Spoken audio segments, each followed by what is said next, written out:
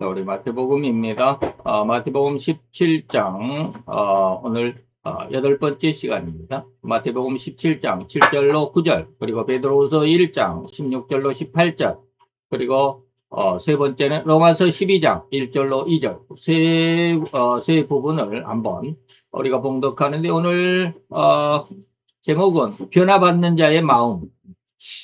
과연 전도자의 마음은 어떠해야 될 것인지, 그리고 또 전도자뿐, 다시 말하면 설교자뿐만 아니라 모든 성도들도 이와 같아야 되는데, 오늘은 굉장히 뭐라 그럴까요?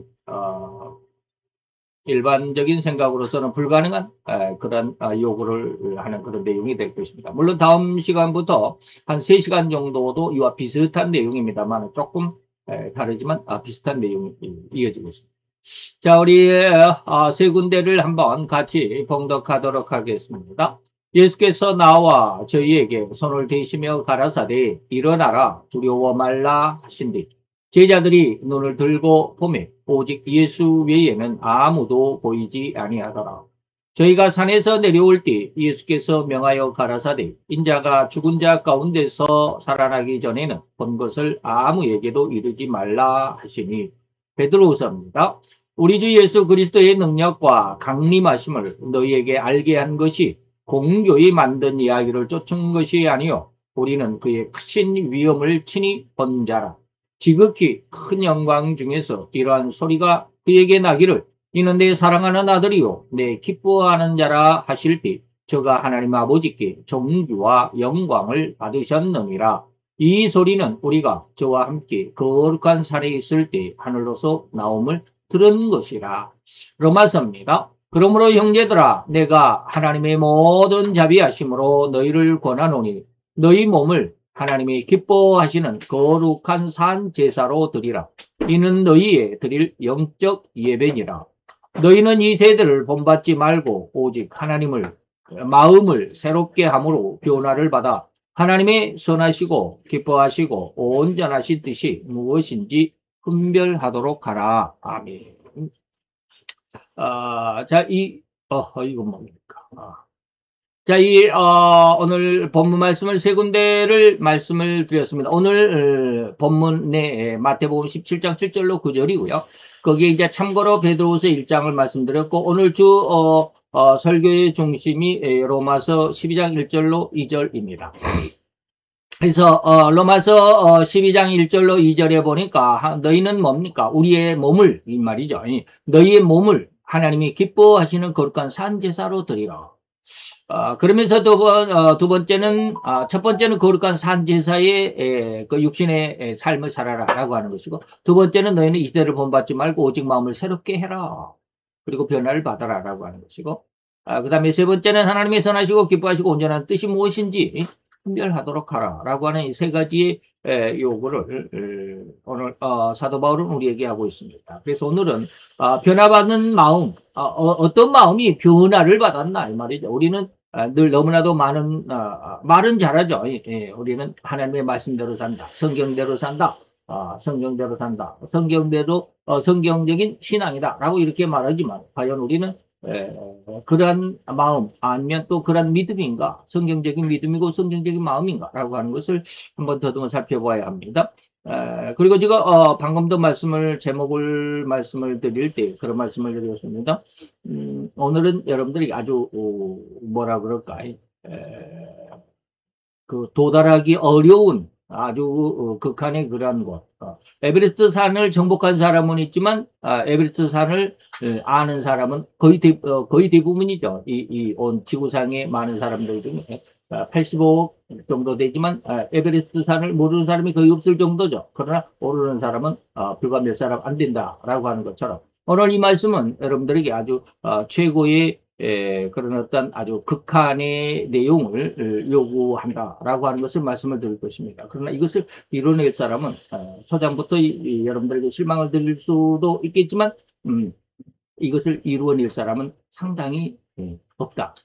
그래서 우리가 지난 시간에 거룩한 산제사가 뭐냐, 신령과 진정의 예배의 모습을, 하나님이 원하시는 신령과 진정이 무엇이냐라고 하는 것으로 요한복음까지 연결시켜서 지난 시간 말씀을 드렸습니다. 오늘은 이제 두 번째는 이세대를 본받지 말고 마음을 새롭게 함으로 변화를 받아야 되는 마음이 어떤 마음이고, 하나님이 선하시게 기뻐하시게 그리고 온전하신 뜻이 무엇인지를 한번 살펴보도록 하겠습니다. 자, 그래서 두 번째는 이 세대를 본받지 말고 마음을 새롭게 변화를 받아라 라는 이런 조건인데요. 우리가 하나님께서 본받지 말라라고 했던 이 세대는 과연 무슨 세대냐, 무슨 의미겠느냐라고 하는 것이죠. 그렇다고 하면 하나님께서 본받지 말라라고 이렇게 권면을 했으니까 이 세대는 분명 우리가 신앙적으로 좋은 것이 아니죠. 좋은 것이었다면 본받아라 라고 능히 그렇게 말씀하셨을 텐데, 이 세대를 본받지 말라 라고 한 것을 보면 이 세대라는 의미가 과연 좋은 것은 아니겠다라고 하는 것입니다. 분명히 본받지 말라는 이 세대는 예수님을 믿는 신앙에 절대적으로 악영향을 끼치는 그런 것일 수밖에 없어요. 다시 말하면 비신앙적인 것이 이 세대다라고 하는 것입니다. 그 비신앙적인 것들이죠. 그러면 이 비신앙적인 것은 어떤 것이겠느냐? 그리고 과연 이 세상에는 어느 정도 비율로 따지면 몇 프로 정도가 비신앙적인 것일 것이냐라고 하는 것이겠죠. 여러분들은 과연 이 세상에 몇 프로 정도가 비신앙적인 것이라고, 우리 삶을 우리가 100으로 논다면 과연 몇 프로 정도가 비신앙적이겠나라고 하는 것입니다. 저는 분명하게 아주 강력하게 여러분들에게 말씀을 드릴 수 있습니다. 물론 저를 포함해서 역시 말씀드립니다. 아주 극단적으로 말씀을 드리는 겁니다. 100%라고는 할 수 없어가지고 99.999%다. 물론 여기 너무나도 극단적인 말씀, 너무나 강력하게 말씀을 드리는 것만은 사실입니다. 그래서 제 마음은 그렇다라고 하는 것입니다. 물론 제가 어떠한 것을 다 알아낼 수 있고 알아볼 수 있는 그러한 실력, 그러한 영적인 영화는 없지만 제가 볼 수 있는 최대한의 그 신앙적인 내용이 바로 그렇다. 비신앙적인 것이 바로 99.999%다. 거의 100%다. 그래서 누가복음 18장 8절에 보니까 예수님께서 마지막 시대, 예수님께서 세상에 올 때 말이죠. 우리는 그 종말의 시대가 더 가까워져 가고 있는데, 예수님이 세상에 올 때 세상에서 내가 과연 믿음을 볼 수 있겠느냐, 믿음을 찾아볼 수 있겠느냐라고 하는 것입니다. 없다라는 것이죠. 그리고 로마서 3장 9절로 11절에 보니까 10절에 보면 의인은 없나니 하나도 없다. 하나님을 깨닫는 자도 없고 하나님을 찾는 자도 없다. 물론 우리가 오늘날 이 세상에 보면 하나님을 찾고자 하는 수많은 사람들이 그렇게 간절히 애타게 그렇게 하나님을 찾고자 하지만 과연 그 찾는 것을 지금 여러분들에게 말씀드리는 것은 아닙니다. 도대체 뭐냐? 하나님을 찾는 자가 없다라고 그랬는데 세상은 하나님 앞에 예배하고 찬양하고 영광을 돌리고 그냥 울고 불고 그냥 기도하고 그러는 것들이 너무나도 많은데 왜 없다고 하느냐? 단적으로 여기에 말씀을 드리지는 않았지만 단적으로 말하면 그건 전부 다 자기 욕망을 채우기 위한 감정적인. 그래서 야고보서에는 그렇습니다. 하나님 앞에 너희가 기도의 응답을 왜 못 받느냐? 왜 못 받느냐? 구하지 않았기 때문이기도 하지만 두 번째가 아주 충격적입니다. 너 육신의 정욕을 위해서 쓰려고 기도했다. 너 잘 되려고 했다. 너가 세상에 좀 나타내려고 했다. 너가 이러이러한 사람이라고 자랑하고 싶어서 그랬다. 그러한 어떤 자기 정욕에 쓰려고 기도했기 때문에 하나님이 응답을 안 해주십니다. 그래서 하나님을 찾는 것이 뭐냐 이 말입니다. 바로 그런 내용입니다. 자기 욕망을 위해서 하나님을 찾았, 자기의 어떤 성공을 위해서 기도했고, 자기 성공을 위해서 하나님 앞에 나와 예배하고 찬양하고 하나님 앞에 조금 점수나 따블 하는 그런 어떤 마음이 너무나도 강하다. 신령과 진정이라는 의미를 지난 시간에 말씀을 드렸습니다. 그 말씀과 절대적으로 잘 적용을 해보면 하나님을 찾는 자가 없다라는, 오늘날 우리가 예배하는 것이 얼마나 형식적이고 얼마나 자기 정욕을 위한 그런 예배였던가라고 하는 것입니다. 제가 지난 시간에 한번 말씀을 드렸습니다. 아시스의 성자 성 프란치스코 그분이 물론 썬다싱도 그렇습니다. 그래서 그 중에 저는 그런 어떤 수도원 영성은 추구하지 않습니다. 수도원 영성은 추구하지 않습니다. 다시 말하면 수도원 영성을 한마디로 말하자면 개인 구원입니다. 나 혼자 하나님을 만나겠다. 물론 그 전적으로 100% 그런 뜻은 아닙니다. 그런 어떤 영향력 아래서 하나님이 그를 기뻐하셨기 때문에 그로 인해서 수없이 많은 사람들이 그 주변에 몰려들었고, 그래서 제가 지난 시간에 말씀을 드렸습니다. 일대가 샌프란시스코, 그 다음에 그 2대 회장이 그 옆에 있었던, 쉽게 말하면 오른팔과 같았던 그 누군데 이름도 얼른 기억을 못해. 외국의 이름들은 아주 어려워가지고 기억을 못해. 세 번째가 이제 뭐 엘리야인가 알리야인가 뭐 엘리야 선지자 비슷한 이름이, 그래서 외우고 있는데, 세 번째 3대 회장이 샌프란시스코가 살아있을 때 그 3대 회장이 됐는데, 그는 이미 그런 영성이 샌프란시스코가 원하는 영성에서 아주 멀어져 있는, 바로 이 세상 속에 있는 그런 영성. 대마가 세상을 사랑했다라고 할 정도로 사도 바울이 대마에 대해서 지적했던 그런 내용의 그런 심성. 오늘 제가 말씀드리는 것이 바로 그렇습니다. 그런 내용들이 너무나도 많습니다. 그래서 신령과 진정이 무엇인지를 지난 시간에 아주 강력하게 아주 엄청난 그런 어떤 기준을 가지고 여러분들에게 말씀을 드렸습니다. 오늘도 굉장한 기준입니다. 그래서 절대라고 해도 과언이 아닐 만큼 비신앙적인 것일 뿐이고, 신앙적인 것은 찾아볼 수가 없다.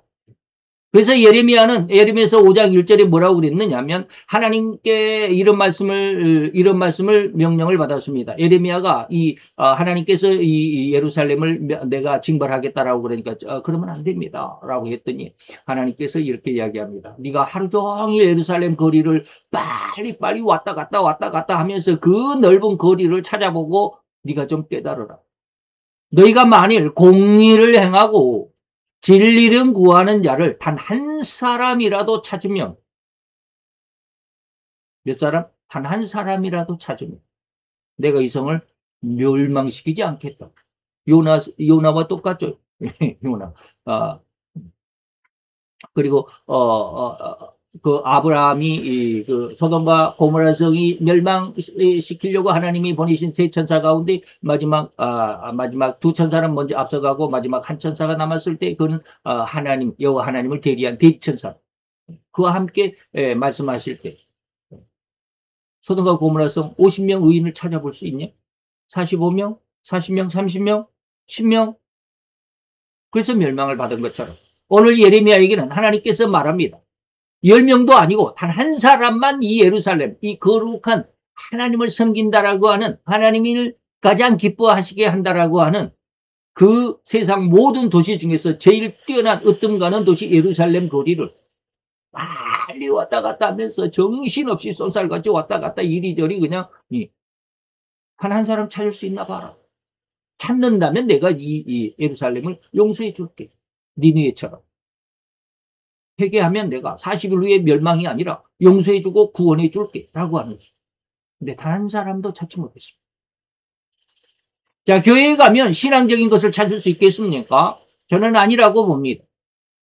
저는 교회에서조차도 신앙적인 것을 찾기보다는 비신앙적인 것을 찾는 것이 더욱 쉬울 것이라고 믿습니다. 제 눈에는 그렇습니다. 제가 다 말을 할 수는 없지만, 꼬치꼬치 다 이야기할 수가 없어요. 이야기해도 안 되겠지만, 교회 안에서 신앙적인 모습을 찾는다라기보다는 비신앙적인 것을 찾는 게 더 쉬울 것이고 더 많을 것이고. 그래서 예전에 제가 그런 말씀도 드렸습니다. 주일날 예배 드리고 대예배를 드리고 점심을 나눠 먹고 우리 이 오후 예배 시간 전까지 두세 시간 여유가 있는데 그때 우리 전도하러 나가자. 전도하고 왔다. 전도하는 그 자체가 비신앙적이다라는 말씀을 드린 적이 있습니다. 하나님이 제 마음속을 볼 수 있도록 들여다보도록 하신 그 은혜가 없었다면 이런 말씀 못 드립니다. 근데 하나님이 제 마음속을 들여다보도록 했어요. 여러분, 하나님이 백목사 당신 마음을 들여다보게 했지 다른 사람 마음을 들여다보게 했나? 아닙니다. 다 똑같습니다. 인간은 다 똑같습니다. 그렇습니다. 정말입니다. 저의 눈에는, 제 생각과 제 느낌에는 거의 절대적으로 비신앙적인 것들이 교회에 가득 차 있다. 심지어는 하나님께서 이 교회를 마지막 시대에는 뭐라고 그랬습니까? 사탄의 모임이다. 더러운 귀신들, 악령들이 모이는 집회 장소다. 라고 계시록 18장이 그랬습니다. 저의 이러한 진단에 실망하셨습니까? 너무 과격한 발언이라고, 험악한 주장이라고 반문하시겠습니까? 그래도 교회만큼은 절대적인 신앙이 있다고, 그런 대답을 듣고 싶으셨습니까? 그러나 저의 대답은 절대로 아니다라는 것 답 외에는 다른 답은 없습니다. 아닙니다. 오직 계시록 마지막 예수님이 재림하기 바로 직전입니다. 18장, 19장에 예수님이 재림하십니다. 바로 직전이 이 교회를 통해서 하나님이 말씀하십니다. 더럽고 가증한 새들의 모임입니다. 각종 악한 영들, 귀신들의 모임 장소고,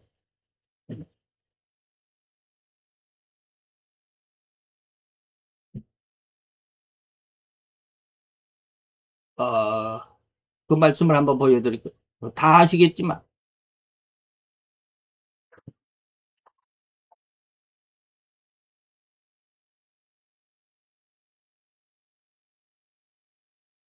자, 2절입니다. 힘센 음성으로 외쳐가로되 천사가 이 세상을 향해서 이렇게 외칩니다. 이 세상이 무너졌다, 무너졌다. 큰 성 바벨론. 이게 큰 광의적으로, 큰 뜻으로 보면, 큰 넓은 의미로 보면 온 세상이고, 좁은 의미, 협의적인 내용으로 보면 교회입니다. 큰 성 바벨론이. 여기에 귀신의 처소와 각종 더러운 영이 모이는 곳이 됐다. 교회가. 순전히 귀신들. 계시록 2장에는 뭐요? 사탄의 모임이다. 사탄의 회다. 각종 더럽고 가증한 새에 모이는 곳이 됐다. 귀신의 처소가 되고 더러운 악령들의 집회 장소고 더럽고 가증한 새들이 모이는 곳이 됐다. 어찌됐든 간에 하나님께서 본받지 말라고 하는 이 세대는 바로 이러한 내용들입니다. 비신앙적이고 비성경적이고 불신앙의 상황이고 그런 습성의 신앙의 모습들. 그러면서도 거룩한 모습을 가지고 있는 라오디게아, 두아디라, 버가모 교회. 제가 특별히 세 교회를 지목했습니다. 정치적으로 볼까요? 정치적으로 보면 권력을 찬탈하기 위해서 없는 죄도 뒤집어 씌워서 상대방을 찍어내리고 누르고 자기는 온갖 선정과 선동으로 자기에게는 있는 죄는 감춰버리고 있는 죄 감싸고 빠져버리고 덮어버리고 묻어버리면서까지 권세를 장악하는 것만이 죄악이며 비신앙 비성경적인 줄 아십니까? 수없이 많다. 정치판에서는 거의 여기도 99.999%다라고 말씀했지만 그렇습니다. 경제도도 역시 마찬가지입니다.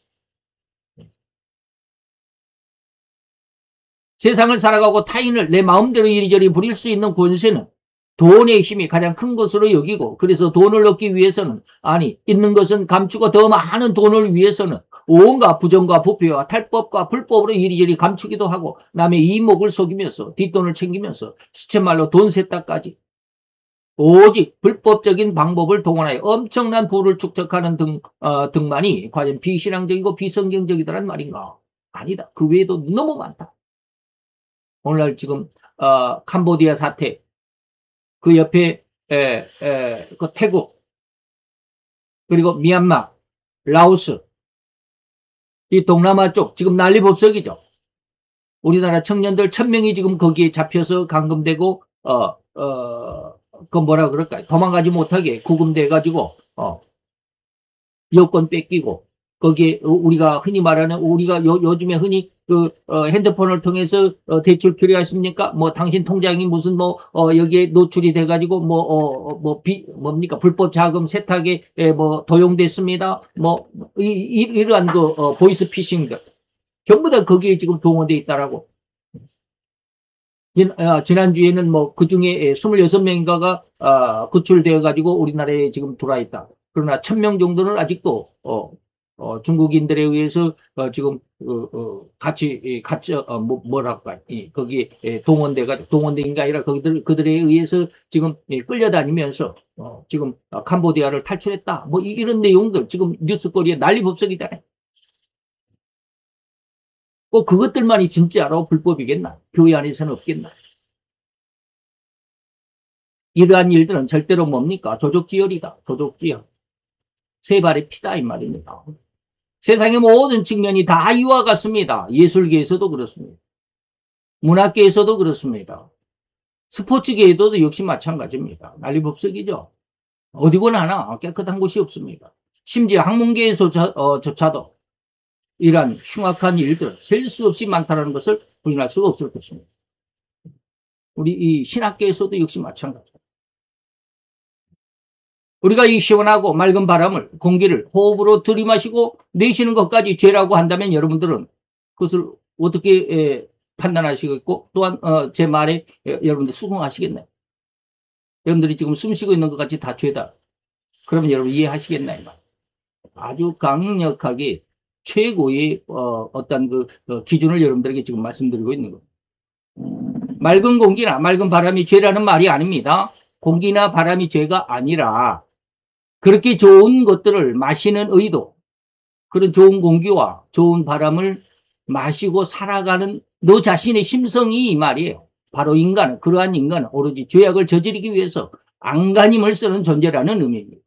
그들이 살아있는 존재, 우리가 살아있는 존재는 온갖 불법과 부정과 부패, 죄를 범하기 위해서 우리가 지금 살아가고 있다. 안간힘을 쓰고 있다. 이 말이 여러분들이 이해가 되셔야 됩니다. 이해가 안 되면 많이 기도해야 될 겁니다. 그래서 더 좋은 것들, 곧 하나님께서 가장 아름답고 가장 좋게 만드신 것들, 창세기에 보면 하나님께서 일주일 동안 세상을 만드셨는데, 물론 이제 6일 창조다라고 7번째를 하나님이 쉬셨으니까. 어찌됐건, 7번이 좋았더라라고 하신 말씀이 있습니다. 6일 동안, 6번인지 7번, 저는 7번이라고 기억하고 있는데, 하루는 좋았더라는 말씀이 없습니다. 그러나 그 다음날 좋았더라는 말씀이 2번 있습니다. 그래서 계산상으로 보면 6번인데 저는 지금 7번으로 기억하고 있는데 어쩐지 모르겠습니다만, 어쨌든지 하나님께서 세상을 만드시고 좋았더라라고 하시는 그 좋게 만드셨던 것들을 우리 인간은 오로지 자기의 이익만을 위해서 절대적으로 오용하는 자들이 되어버렸습니다. 이렇게 타락해버린 인간들이었습니다. 다시 말하면 죄인들이라는 의미를 여러분들에게 부각시키고자 이렇게 말씀을 드렸습니다. 그래서 신학조차도 죄악이다라는 말씀을 여러 번 드렸습니다. 그러니 이런 세상을 어찌 하나님의 사랑의 본체라고 하는 하나님이신들 징계하지 않을 수 있겠나? 어떻게 모든 죄를 용서하신다라는 그 하나님이신들 심판하지 않겠나 이 말입니다. 그래서 창세기 6장 5절에 보니까 사람의 죄악이 세상에 관영했다. 발붙일 곳이 없다. 가득했다. 그래서 하나님이 노아의 홍수, 다시 말하면 물로써 세상을 심판하셨다. 그러나 이러한 죄가 땅에만 가득하고 관영함을 넘어서 이전의 이 마지막 시대에는 하늘에까지 사무치는 때가 올 것이라. 그때가 바로 우리는 종말이라고 말합니다. 계시록 18장 오늘 방금 여러분들에게 2절을 말씀을 드렸지만 4절 5절에 보니까 5절에 보니까 그 죄는 하늘에까지 사무쳤다. 땅에만 관영한 것이 아니라 하늘에까지 충만하게 돼. 그래서 이제는 물이 아니라 불로서 심판을 하신다라는 겁니다.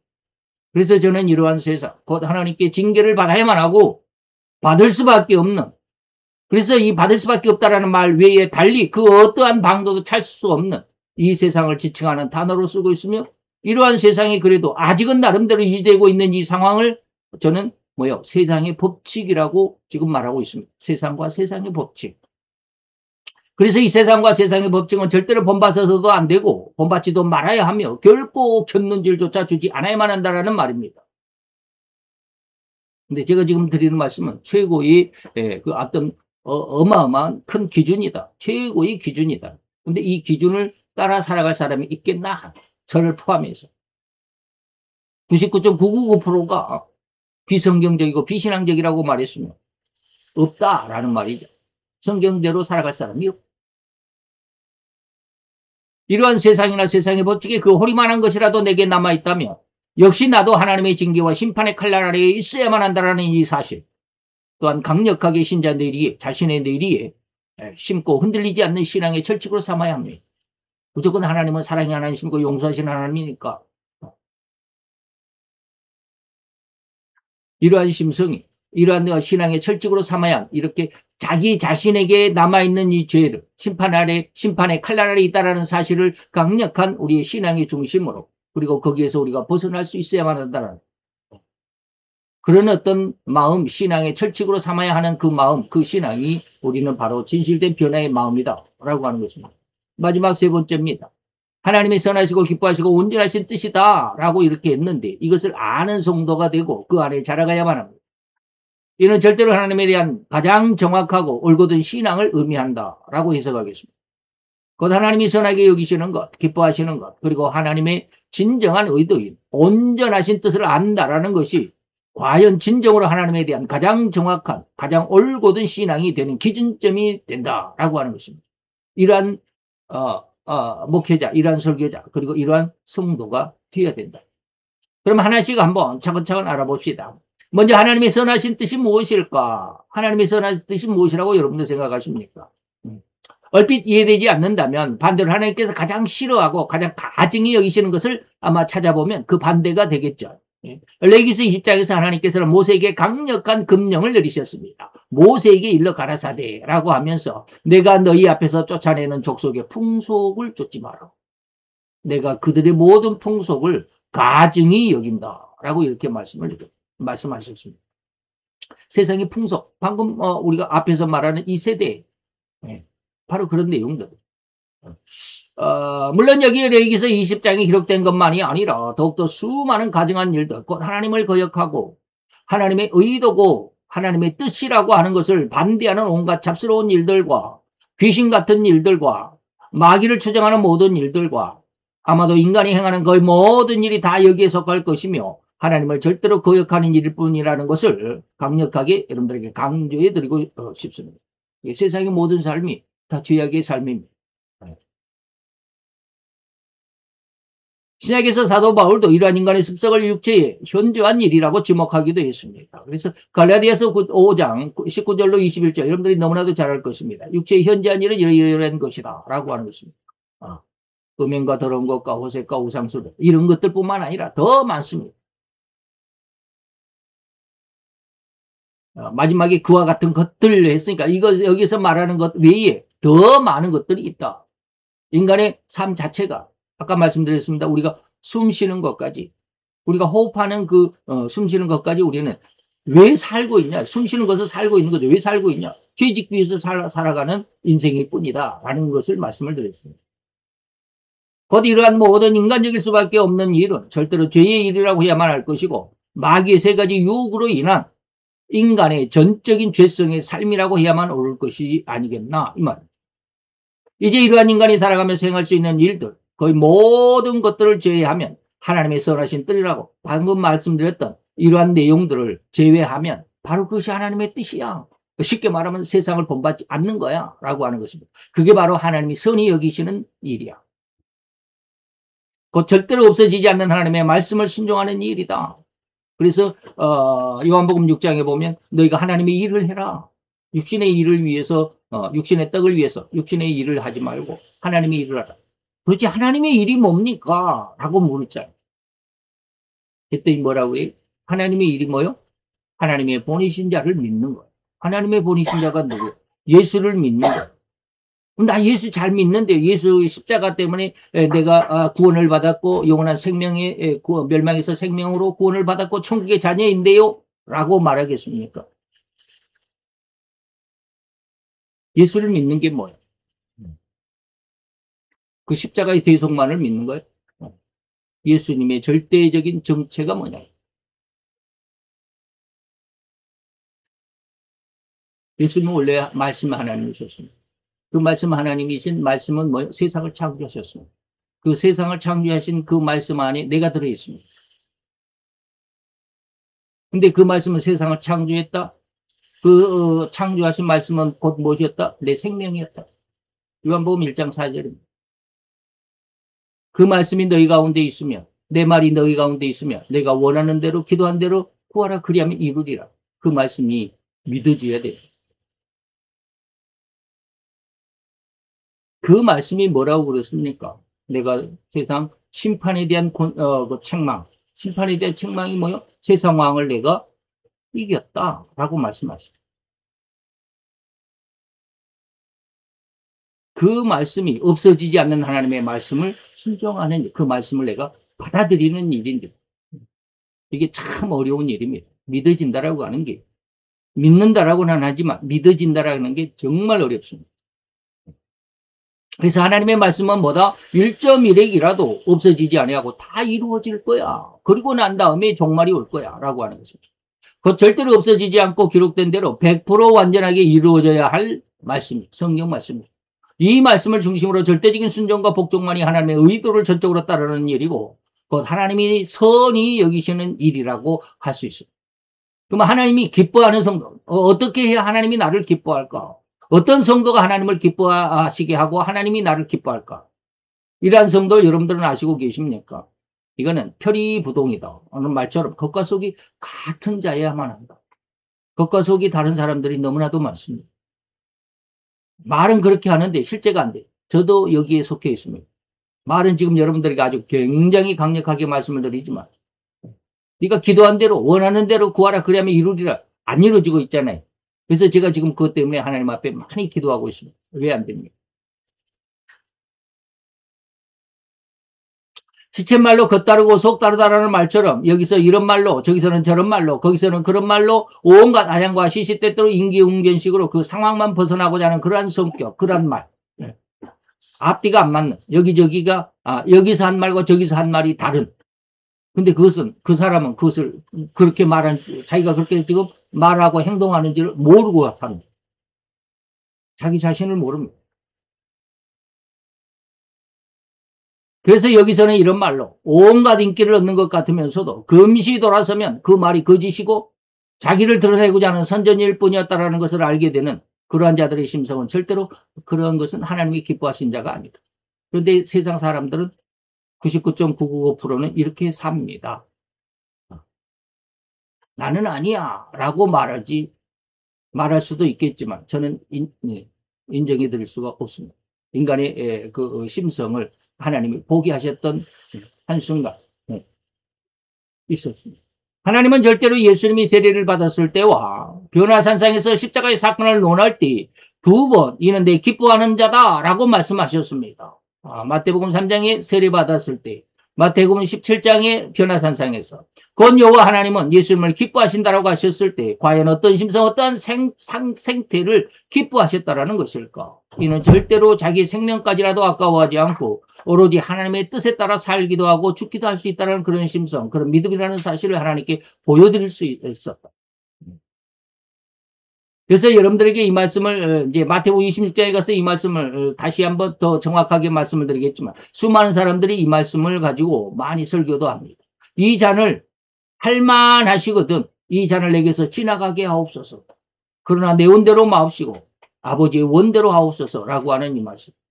물론 여기서는 지금 제가 여러분들에게 그냥 내가 원하는 게 아니고 하나님이 원하신 대로 내가 살겠습니다라는 말씀으로 여러분들이 지금 알고 있는 그런 내용대로 이 말씀을 여러분들에게 제시해 드리는 겁니다.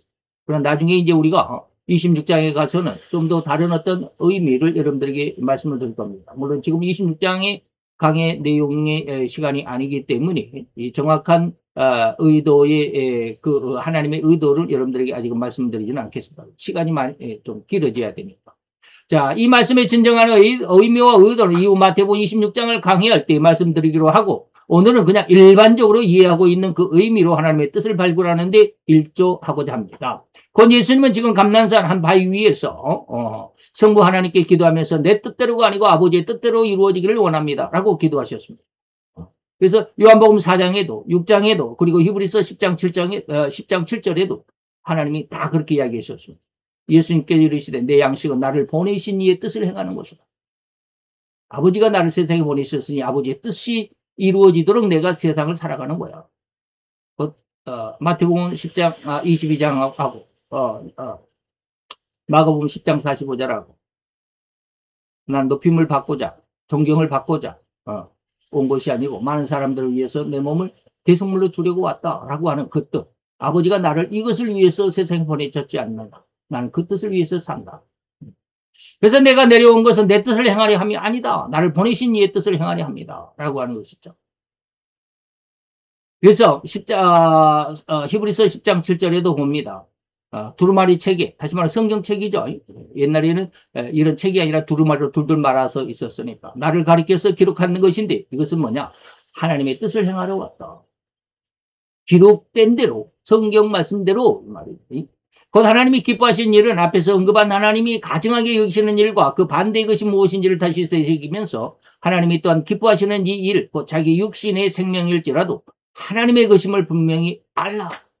내가 내 삶이 아닌데 하나님의 삶인데 그래서 내가 사는 것은 나를 위해서 사는 것이 아니고 하나님을 위해서 살아야 되는데 물론 이렇게 말하는 사람들이 참 많습니다.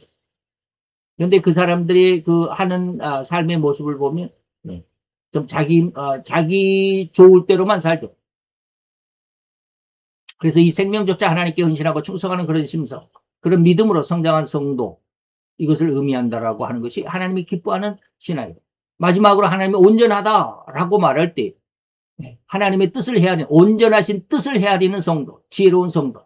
앞에 두 의미와 같은 의미라고 전혀 해석해도 전혀 다르지도 틀리지도 않을 것인데 그러나 조금 다른 어떤 측면을 한번 살펴보고자 합니다. 곧 하나님을 정확하게 가장 올바르게 알아야 한다라고 하는 것입니다. 과연 하나님은 어떤 하나님이실까? 하나님이라는 이름을 정의하면 세 가지가 있는데 첫째는 자녀가 잘 되기만을 바라는 분이죠. 하나님이라는 뜻이 자녀가 잘 되기만을 바라는 아버지의 심성이다. 둘째는 하나님이라는 것은 하나라고 하신 분인데 크다라는 뜻입니다. 그래서 하나라고 하는 것은 둘이 아닌 절대로 하나라는 오직 유일하신 아버지다. 하나님이시다라고 하는 것입니다. 크신 분이고 그리고 오직 하나이시고 자녀가 잘 되기만을 바라는 그런 심성을 가진 분이 바로 하나님이시고 아버지시다. 그래서 여기서 두 번째, 세 번째는 놔두고요. 첫째로, 이 중에, 첫째로, 제시들이 잘 되기만을 바란다는 이 부분만을 여러분들에게 설명하고 마치도록 하겠습니다. 고린도후서 6장 18절에 보니까 나는 너에게 아버지가 되고 너는 나의 자녀가 될 거다. 이 아버지의 마음은 누가 15장에 너무나도 우리가 잘 알죠. 탕자의 비유 속에서, 어떤 두 사람이 어떤 아버지가 두 아들이 있는데, 라고 하는 거예요. 여러분 잘 아시죠? 둘째 아들이 자기에게 유산으로 남겨줄 것을 미리 받아가지고, 그 먼 곳으로 가가지고, 각각 나눠가지고, 며칠이 못 되어서, 그 재산을 모아가지고, 먼 곳을, 이국 땅에 가가지고 잘 될 줄 알았는데, 아주 그냥, 쫄딱 망해가지고, 거짓골을 하고 왔다. 큰아들은 아버지 옆에 서 열심히 아버지를 모시고 있었는데, 아직은 아버지의 그 사랑이 뭔지를 모르고 있었다. 그런 내용들 여러분들 잘 아실 것입니다. 그 아들은 아버지의 재산을 나눠받아서 멀리 타국에 가서 허랑방탕하고는 완전한 거지가 되어 돌아왔을지라도 아버지는 그런 거지 아들을 그저 반갑게 맞아주셨고 그가 다시 살아 돌아온 그 사실만으로 그 아들의 후사일생을 환영하는 마음이 바로 아버지의 마음이었습니다. 이게 하나님의 마음입니다. 그저 아들이 잘 되기만을 바라시는 그런 마음. 근데 우리는 우리 육신을 기준으로 해서 하나님을 해석합니다. 하나님을 기준으로 해서 하나님 편에서 하나님을 보는 것이 아니고 우리 육신의 삶, 우리 육신을 기준으로 해서 하나님을 봅니다. 그러니까 내가 잘 되고 내가 부자가 되고 내가 무엇인가 행복하다라고 생각할 수 있는 부여와 명예와 권세와 영광, 성공을 가지고 있으면 하나님이 나를 잘 돌보아 주신다라고 생각하지. 우리가 잘 안 되고 힘들고 어렵고 사업도 안 되고 돈도 없고 고통스러운 삶을 살면 하나님이 나를 지켜보시지 않는다 라고만 생각하잖아요. 아들이 잘 되기만을 바라시는 마음이 과연 그런 하나님이 계시다면 과연 그럴 수 있을까 라고 하는 그런 마음들이 많다. 그 하나님의 뜻을 우리가 인생 전반에서 인류 역사 전반에서 보면 하나님의 귀한 뜻을 알 수가 있겠다라고 하는 것인데 이 말까지 하면 너무나도 많이 시간이 가겠죠. 우리가 아무리 못되게 아버지에게 굴지라도 아버지는 그 아들을 그저 사랑할 뿐입니다. 그래서 아버지는 그 아들이 수월의 뱃속에서부터 울부짖는다면 기꺼이 그 손을 내밀어 그를 그 수월의 뱃속에서도 구원해 주실 것입니다. 요나의 그 상황을 생각해 보면 알 수 있을 것입니다. 이렇듯 아버지 하나님에 대한 가장 정확한 지식과 믿음을 가진 성도라면 참으로 그는 진실로 하나님 아버지를 정확히 알고 있다라는 것이고 이러한 성도는 진실로 하나님의 온전하심을 정확하게 깨닫고 또한 그대로 믿고 있다라는 절대적인 반증이 아니겠나. 그래서 하나님이 선하게 온전하시게 그리고 기뻐하시는 그 뜻이 무엇인지를 우리가 정확하게 알고 그 안에서 잘 성장할 수 있는. 근데 이게 쉽지만은 않을 것입니다. 한두 번 기도했다고 해서 되는 것만도 아닐 것입니다. 한두 번 회개했다고 해서 되는 것도 아닐 것입니다. 엄청나게 많은 시간들이 필요할 것입니다. 그런 내용들이 앞으로 계속해서 여러분들에게 제시가 될 겁니다. 얼마나 어려운 시간들이라고 지금 말씀드렸습니다. 어려운 시간들을 지내야만 하는지. 그저 우리가 우리 신앙 생활이 연수가 몇 년 됐으니까 하나님이 나를 축복해 주실 거야 라고 하는 그런 생각은 우리 인간적인 생각이죠. 인간이 중심에서. 그러지 않기를, 그런 심성, 그런 생각에서 성장할 수 있는 시간들이 얼마나 귀한지, 그리고 그것이 어떠한 시간들을 보내야만 하는지를 계속해서 여러분들에게 말씀을 드리도록 하겠습니다. 그다음 할렐루야 주님, 오늘도 여호와의 귀한 은혜와 은총을 감사드리나이다. 여호와의 은혜와 은총이 우리 가운데 있어서 세상 가운데 우리를 내버려 두신 것은 우리를 아버지 하나님이 구할 힘이 없어서 아버지 하나님께서 우리를 구원할 능력이 없어서 우리를 구원하실 그 손이 짧아서가 아님을 아버지 하나님이여 우리는 알게 되기를 원합니다. 그리고 알고 있나이다. 오늘 여호와여 우리로 인하여서 진실로 하나님의 영광 받기를 찬양 받기를 원하셨던 그 마음과 그 의도와 그 뜻이 우리를 통하여 그대로 나타난 바 되고 세상 속에 온전히 아버지 하나님이여 등잔 위에 등불과 같이 빛날 수 있는 귀한 은혜의 역사가 이루어지며 아버지 아들로 딸로 잘 성장하고 변화받을 수 있는 은혜의 역사가 이루어지는 그 아들, 그 딸이 되게 하여 주시옵소서. 모든 걸 주께 맡기고 예수 그리스도의 이름으로 감사와 기도드려 싸움나이다. 아멘.